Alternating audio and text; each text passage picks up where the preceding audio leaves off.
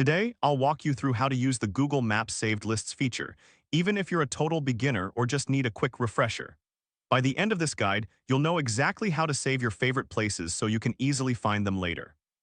Let's get started. First, open your web browser and navigate to Google. You can do this by typing google.com in your address bar. This is where we will begin our journey.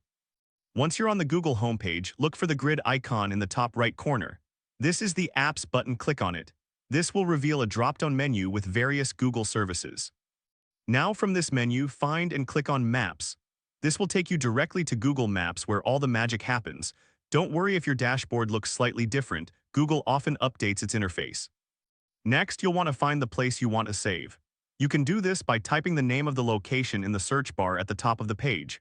Once you find the place, click on it to open its details. This is where you can save it to your lists. After clicking on the place, look for the Save button. When you click this, a list of categories will appear. You can choose one of the existing categories or create your own based on how you want to organize your saved places. Think of it like creating folders on your computer for easy access. Once you've selected or created a category, your place will be saved. You can access your saved lists anytime by clicking on the menu icon and selecting Your Places.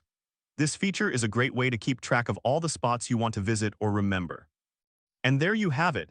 You now know how to use the Google Maps Saved Lists feature to organize your favorite locations. This can be incredibly useful for planning trips or simply keeping track of places you want to explore. If this helped you out, please give the video a thumbs up.